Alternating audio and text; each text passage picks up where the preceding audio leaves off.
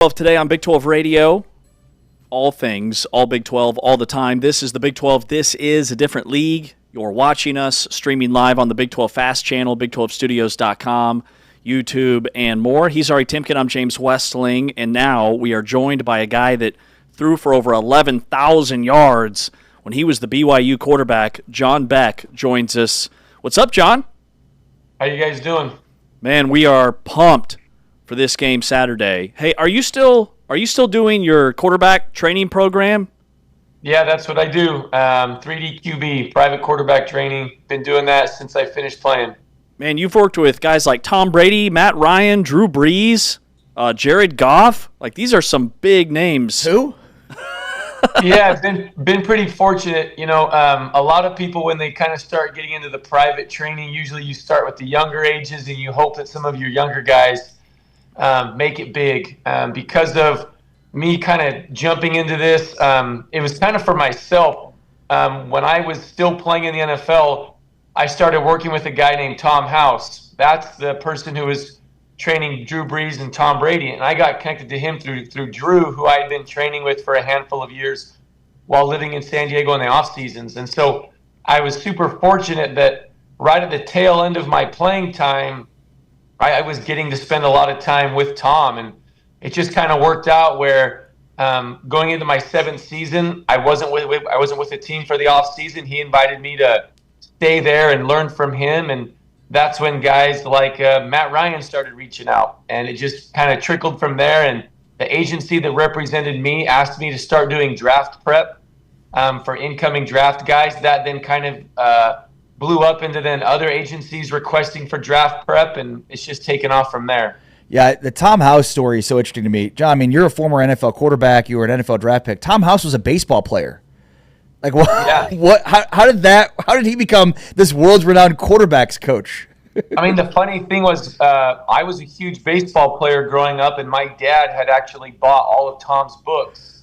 Wow. And so I remember seeing Tom House books highlighted in my house, a bunch of notes that my dad had taken for, here's what we're going to do to strengthen your arm. Here's some of the drills we're going to use for pitching. Here's the bands that we're going to work with and dumbbells. And so when I was talking to Drew Brees one day, asking him some of the things he was doing, he goes, "Have you ever heard of Tom House?"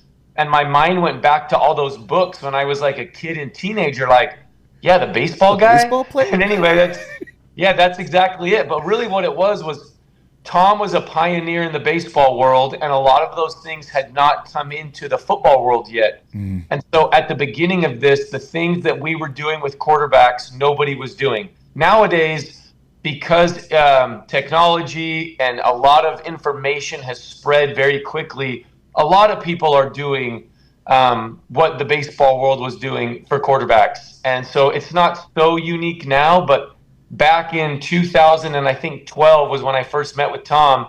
Really, this was all brand new to the football world, and it made it really cool. The guy we're talking to here on Big 12 today is John Beck, who threw for 32 touchdowns and just 8 interceptions his last year at BYU, spent 7 years in the NFL, now mentors a lot of these guys. So take us through this quarterback matchup on Saturday from a almost scouting, NFL scout perspective. What do you see when you look at Bachmeier for BYU? And then tell us about Behren Morton at Texas Tech. All right, well, I've known Bear for a long time, dating all the way back to when he was in junior high. We had trained his older brother, Hank, who played for a number of colleges, and we did draft prep with Hank. So, I mean, Bear's just a kid. I've watched him develop through high school. I've seen what he's been able to grow into. He's just such a dynamic, big player who can utilize the run game, be able to take the hits in the run game. A lot of the times, you don't want your drop back quarterback taking that many hits in the run game, but Bear is just built in a way that the run game is such a part of his style of play. And you've seen him develop as a thrower, getting acclimated to the collegiate game. Bear was a very dynamic thrower in high school. His school, Murrieta Valley, actually, the school that I help out quarterbacks with, San Clemente, we played them a number of times. And Bear's always been able to do a lot with his arms and his legs, and you've seen him grow as a college passer. You've watched his progression and maturity in the way that he led BYU in the passing game in that Iowa State victory. And so I've just seen Bear grow throughout the year, and I think that his style of play really fits well into the system that BYU is running. And it sounds like they're going to get LJ Martin back for this game. You can bet on it. Texas Tech is going to be throwing a lot of their dynamic defensive looks and fronts at him. Being a young quarterback still, Bear only has 8 starts under his belt. And, he's getting used to the collegiate game and scheme. And Texas Tech throws a variety of schemes. And so my guess is there's going to be a lot on his plate as he heads into preparation for this week. Bear Morton, I've watched him play in the beginning of the season, and then I know he suffered an injury. I think he's a guy that can be creative in the way that he is attacking defenses. I haven't been able to see him as much as I've obviously followed Bear, being a person that trained Bear and follows BYU. But in the times that I've seen him, I watched him a little bit in that Kansas State game. I see somebody that has aggressiveness and is smart with the ball. You guys will know better than me, if the injury has affected him coming back, just because I haven't been able to see as much of it, like I said. But, you can see what Texas Tech is trying to do with him in the way that they utilize the pass game to complement everything else that they're doing offensively. I think he's a guy that I'm sure wants to prove a lot. Anytime you have a team in a position that's top 10 in the country, you have a lot to prove, and I think that he's the guy that you can tell with his style of play that he's not going to be shy about taking those opportunities and taking those chances when given an opportunity to drive a ball downfield. John, the full context of Bear is just insane. I mean, he was in Palo Alto in spring, and to think that a true freshman who was playing quarterback at high school football last year could spend spring at Stanford and then be the starting quarterback for a team with high aspirations and expectations. I mean, have you ever seen anything like it? It's so unique. Obviously, nowadays with transfer portals, you see guys move all the time. But to have a guy move in the summer, basically, late spring, early summer, because of finishing up classes and everything before he could, officially come over, he gets there, I want to say late May, I believe, starts working with the team in the summer. Obviously, they have 2 guys that were battling for the starting spot in spring ball when everybody kind of realized, coming out of spring ball, when everybody realized the Jake Retzlaff situation. And so, in summer camp, obviously Bear's not going to be handed a bunch of 1 reps in summer camp, but he goes into training camp, gets to be involved in the battle. And to have a guy only be there a few months to absorb the offense in a way that he's competing in a way that the coaches say, man, maybe this guy needs to be our starting quarterback to win the job, and then to come out and play the way that he's played and to make such good decisions, that's the very impressive thing. He's still just, I don't even know if Bear's 19 yet. I mean, he's still just a young guy, but because of his experience playing so much football in high school, he was given an opportunity to compete for the starting job at Stanford in spring ball. So that's kind of unique also. Yeah. To come out of high school and the very first college you get to in spring is giving you a chance to compete. He's had great opportunities and he's done a great job with those opportunities, but it is very impressive going back to absorbing a playbook, a collegiate playbook, stepping into a new environment and leading a football team the way he has been very impressive. John Beck was the BYU quarterback. Spent 03 to 06 with the Cougars, threw for over 11,000 yards and 79 career touchdowns. John, in terms of Bear and his development, all the things you were talking about with what Texas Tech is going to throw at him, with all the different angles and different schematics, what have you seen in how he has managed that portion of dissecting a defense, all the mental things that go into that position? Well, Bear's a very smart kid. Just the fact that a Stanford quarterback, there's going to be a lot. Whenever you're one of those guys, from an intelligence, the way that you can process information. The other thing I think that helps Bear a lot is he's a very calm demeanor. I know for those that have watched BYU football games, you just see what looks like a kid chewing on his mouthpiece. It almost reminds me of like a little Pop Warner kid that's out there just kind of like, all right, this is my first year of football. I'm taking it in right now, and he's just got that calm look on his face. Bear is just a very calm and composed individual, and I think because of that, it's the same approach that he takes as he prepares. We've been able to have a few discussions over the course of the season about situations, about playing in big games. When he went to go play in the Utah game, that's a huge game for a freshman to play in, and he probably didn't even fully understand the magnitude of what that game meant to BYU fans in the state of Utah, and he just stepped in and calmly handled all of it. And I think as he prepares for all these different fronts, the one thing that I think he always has in his back pocket is, I'm just going to go play football, and if I got to take off and make something with my legs, I can do it, and it's going to be something positive. And he's done it time and time again.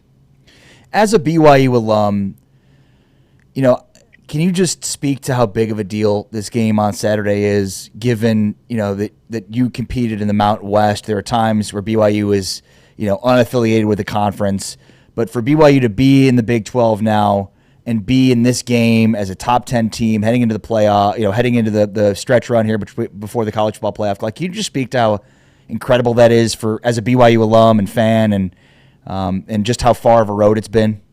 Yeah, well, I think going back to when BYU joined the Big 12, that was huge for the fan base. I know me as a former player, the Mountain West was cool, but the Big 12 is awesome for this university to be a part of. And the excitement of joining it, stepping in, getting a chance to have a really, really exciting season last year, coming very close to being a team playing the Big 12 championship, to now be sitting at the top of the Big 12, to play against Texas Tech in this huge matchup. I think just last night, somebody was telling me that people are already camping out there at the stadium. I mean, to have ESPN Game Day be there, it is everything that I think BYU had hoped for in joining this conference and being a contender. And in what a way to be able to have both of these teams, as ESPN unveils its top seeding for where the playoff standings would sit right now, to have both these schools sitting there, to have an opportunity for both of these teams are looking at the Big 12 championship saying, we want to end up there, we want to be the champions, and to have a chance to play in a regular season game. To me, this is as big as anything BYU's ever been a part of in conference play before. I know I had an opportunity to be a conference champion, but it was before there was even a conference championship game in the Mountain West. For where BYU is sitting right now, and this time frame that they've had of independence and now being back in a conference, to me, a game like this is everything that being a part of a conference and being at the top is about. And I think it's so awesome. I don't know when the last time College Game Day was in Lubbock, but I remember it's got to be back during that Patrick Mahomes era, right? I remember watching the Michael Crabtree game. No, that was it. It was that game, 08. Yeah, the Texas Tech game. Was it. Wow, because I was trying to think, I'm like, was the Baker Mayfield Patrick Mahomes game, was that a game day game? But I do remember the Crabtree one and him catching that touchdown. I think he said he had a dream about it the night before or something like that, he thought that same way.